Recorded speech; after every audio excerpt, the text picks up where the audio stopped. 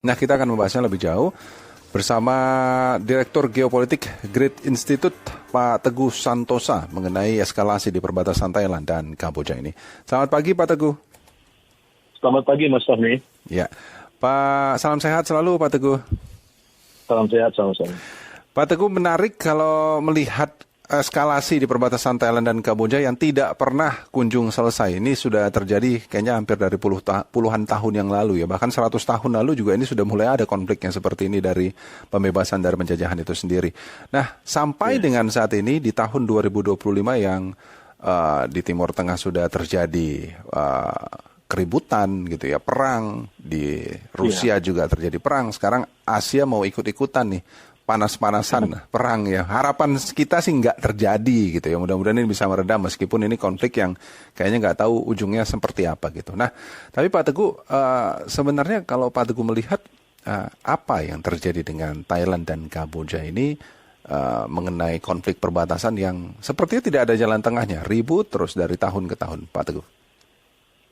Ya, kalau yang kali ini antara Kamboja dan Thailand tentu akarnya masih sama ya. Akarnya tentang klaim atas wilayah di perbatasan itu, di wilayah kuil itu, apakah itu milik Kamboja atau apakah itu milik Thailand. Ya, karena setiap pihak kan pasti merujuk pada masa lalu ya, merujuk pada dokumen-dokumen, pada kesepakatan-kesepakatan, terutama misalnya kesepakatan antara Perancis yang ketika itu berkuasa di Kamboja dengan Thailand yang menempatkan wilayah itu menjadi wilayah Kamboja.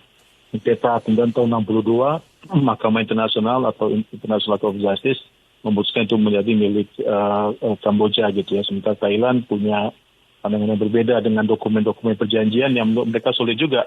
Nah, ini memang satu isu yang di banyak tempat terjadi, bahwa perbatasan di antara negara pasca Perang Dunia Kedua atau pasca dekolonisasi gitu, yaitu banyak memang ditentukan oleh kolonial ya, oleh penjajah. Hampir di semua tempat lah di muka bumi di mana terjadi sengketa perbatasan gitu. Nah, jadi itu yang pertama yang membuat kenapa konflik ini akan terus gitu. Nah, tapi yang kedua juga terkadang konflik-konflik seperti ini dipengaruhi oleh stabilitas sistem politik di dalam negeri gitu ya, di dalam negeri. Jadi ketidakmampuan pemerintah suatu negara dalam mengambil sikap atau dalam memperlihatkan kemampuan dia untuk mengambil sikap tertentu, itu akan membuat situasi di dalam negeri itu kan jadi tidak baik. Misalnya begini, kita melihat apa yang sedang terjadi di Thailand juga ya, sistem politiknya yang sangat dinamis. Misalnya anak bungsu Thaksin Shinawatra yang menjadi presiden dan kemudian mencoba untuk melakukan pembicaraan dengan politisi senior di Kamboja, Hun Sen, yang sekarang menjadi ketua senat gitu ya.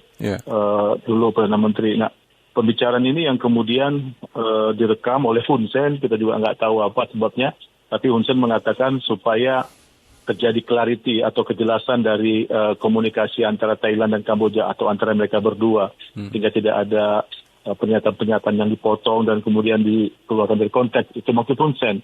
Maka itu di-share-nya ke beberapa anggota kabinet dan akhirnya jadi menyebar di Kamboja. Nah, persoalannya dalam pembicaraan itu putri bungsu Thaksin Shinawatra yang jadi presiden kemarin itu menggunakan istilah yang menurut publik Thailand merendahkan Thailand di hadapan Kamboja karena dia menggunakan istilah paman dan dia adalah sepupunya Hun Sen gitu. Keponakannya Hun Sen. Nah, mengapa dia menggunakan istilah itu? Ya karena dia merujuk bahwa ayahnya Thaksin Shinawatra ini kan politisi senior juga.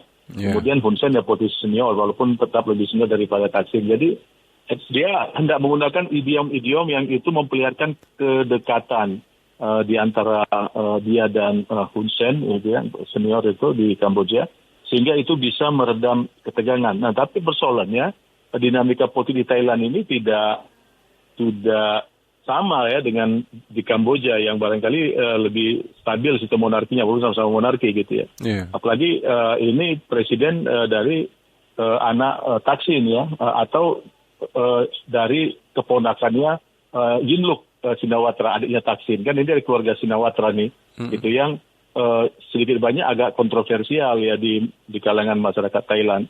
Dan kemudian juga terjadi fragmentasi di kalangan militer melihat melihat pemerintahan sipil dari keluarga Shinawatra ini yang sudah berkali-kali berkuasa dan berkali-kali juga menghadapi tantangan sangat serius dari kelompok militer. Jadi ini ada dinamika tersendiri.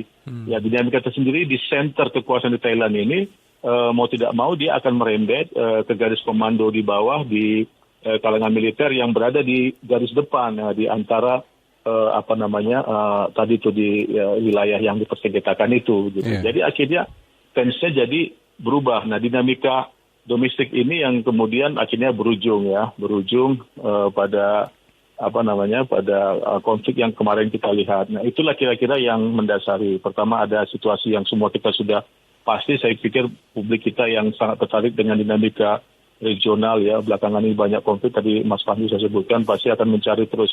Tetapi kita juga mesti memperhatikan dinamika domestik di masing-masing negara ya, di Kamboja bagaimana yang terjadi, ya apa yang membuat eskalasinya jadi meledak gitu ya, juga di Thailand apa yang membuat itu terjadi meledak.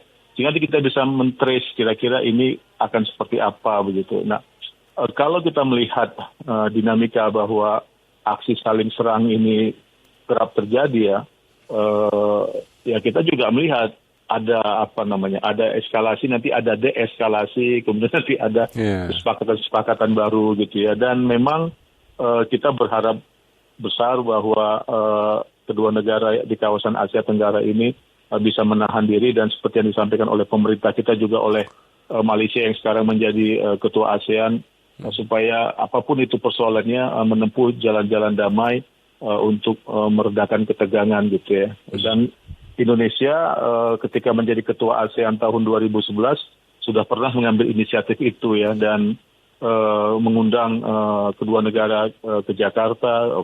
Presiden SBY waktu itu turun tangan, kemudian Menlu Martina Telegau juga turun tangan. Kemudian kita menawarkan satu hal, kita offering waktu itu, saya masih ingat, offeringnya adalah kita bersedia menjadi pasukan penjaga perdamaian di wilayah itu tanpa membawa senjata. Kita punya personil militer waktu itu, dan itu cukup diterima gitu, walaupun memang akhirnya terjadi lagi konflik-konflik bersenjata berikutnya, tapi dengan skala yang lebih kecil, sampai akhirnya kemudian ICG di tahun yang sama juga akhirnya mengeluarkan lagi satu keputusan dan meminta supaya Thailand menarik diri gitu ya. Jadi saya pikir akar masalah dari konflik ini tidak akan pernah selesai. Sulit untuk selesai manakala tidak ditemukan satu solusi yang permanen begitu. Baik. Nah, Pak Teguh, kalau Pak Teguh melihat kalau kemarin Indonesia ketika menjadi ketua ASEAN bisa ya memberikan dampak yang luar biasa lah gitu ya, mengirimkan pasukannya. Sekarang Malaysia mungkin sudah menyerukan juga untuk sama-sama saling menenangkan diri dan berdamai gitu. Tapi konflik ini kan berkepanjangan, dari hanya tembak-menembak sekarang sudah artileri pasukan besarnya sudah mulai turun nih, tanknya sudah menembak gitu. Nah, konflik ini akan menjadi peperangankah yang lebih luas atau bisa diredupkan menjadi perdamaian? Itu apa yang harus segera dilakukan, Pak Teguh? Ya, memang kita khawatir karena kedua negara ini kan memiliki garis perbatasan yang cukup panjang ya, tidak hanya di sisi di sisi itu di mana sih dia di utara ya. Kalau kita lihat itu kan Thailand ada di utara. Kemudian ada Kambojanya ada agak di selatan gitu, tapi kan dia panjang tuh garis perbatasan dia. Nah, kita khawatir kan ini terjadi aksi militer ini di sepanjang perbatasan mereka. Nah, kalau kita saya perhatikan gitu ya, tentu Malaysia ya, Perdana Menteri Anwar Ibrahim sudah melakukan pembicaraan baik dengan Perdana Menteri Kamboja maupun dengan Perdana Menteri sementara di Thailand, karena akibat bocornya rekaman itu kan akhirnya anaknya Thaksin kan untuk sementara di-suspend dulu itu status Perdana Menterinya itu. Maka dipilihlah Perdana Menteri sementara sekarang di Thailand. Dan ini baru berapa minggu terakhir terjadi. Ya, ini tadi saya bilang dinamika di sana. Nah, sekarang kita tidak melihat.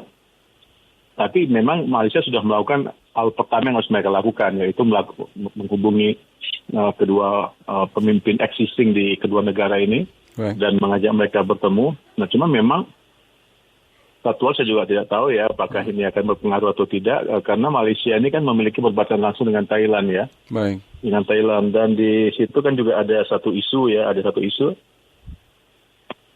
di kawasan sekitar Patani yang adalah Melayu gitu ya. Tapi sih nggak ada masalah yang terlalu serius ya. Tapi paling tidak kan wajar kalau dua negara bertetangga, apalagi berbagi wilayah itu ada kecurigaan gitu ya. Baik. Sehingga kelihatannya yang bisa menjadi aktor di ASEAN ini selain Malaysia yang sekarang adalah ketua ASEAN, tentu Indonesia perlu untuk menawarkan diri juga untuk membackup Malaysia, kemudian memperkuat negosiasi di tingkat ASEAN. Baik, kalau begitu. Pak Teguh, terima kasih sudah berbagi informasi. Selamat pagi, salam sehat selalu Pak Teguh. Terima kasih Mas Fahmi. Sama-sama. Direktur Geopolitik Grid Institute Teguh Santosa.